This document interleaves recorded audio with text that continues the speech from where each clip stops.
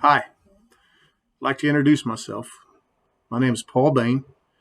I am a military veteran of 20 years in the U.S. Army. I retired in 1999, and I moved to Richmond, Indiana, five years ago this year from Indianapolis because I retired in Indianapolis from the Army. I loved it. Indianapolis was growing; it was strong. I was able to get a good job, so my family and I stayed there in Indianapolis. I am 60 years old as of November of last year. And you get to feeling old a little bit when you get that old, amen. I have a family of my wife, Adelina, of 24 years this year.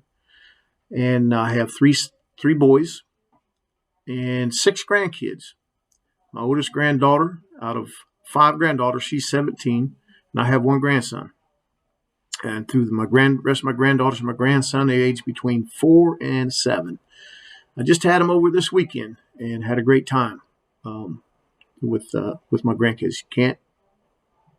You can't mess that up, amen. You got to spoil them and send them home to mom and dad. So, um, my current ministry activities is I serve on the State of Indiana Church of God board for men's ministry, layman's ministry. I also serve as the leader for our local Life Builders men's ministry.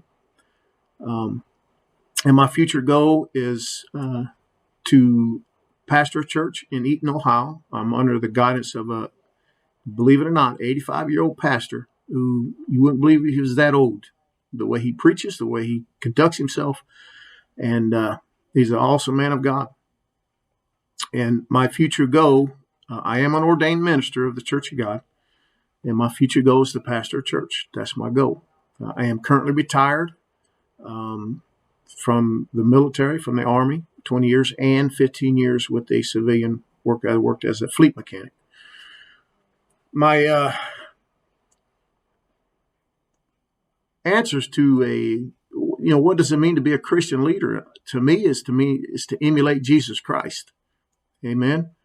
Well, for studying and reading the Bible, the guidance that he gives, and the Apostle Paul, to be a Christian leader is through that. Jesus set the example. Okay.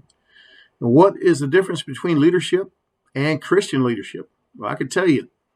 I didn't get saved until 1997, but I had 17 years in, and I led. I was a leader. I went from the rank of E1 all the way up to sergeant first class. I was a platoon leader. I was a motor sergeant, a manager. I was a squad leader. And I also served in Desert Storm, Desert Shield with the 24th Infantry Division. So I know what it means to incorporate leadership with management, because I had to manage a maintenance section, a maintenance platoon, also a platoon. And when I left in Korea, went to Korea, I had a platoon there. Had it all, amen. And they just kept piling on more responsibility and wanted to promote me all the way up to first sergeant. But after 20 years, my time was up. So I just moved on to bigger and better things, amen. And especially after I got saved. So, what biblical passages inform me of my understanding of leadership? To me, it's Matthew 20:26. And I'm going to read off my other screen here. Leaders are servants first. But among you, it will be different. Whoever wants to be a leader among you must be your servant. That's Jesus' words, Matthew 20:26. And leaders see strength in their followers. Don't be selfish. Don't try to impress others. Be humble, thinking of others as better than yourselves. Philippians 2:3. Another one, and I love Proverbs. Great leaders are tactful. A fool vents all his feelings, but a wise man holds them back. And good leaders are willing to take advice. Where there is no guidance, the people fall, but in abundance of counselors, there is victory. Proverbs 11:14. So that's me. That's my introduction.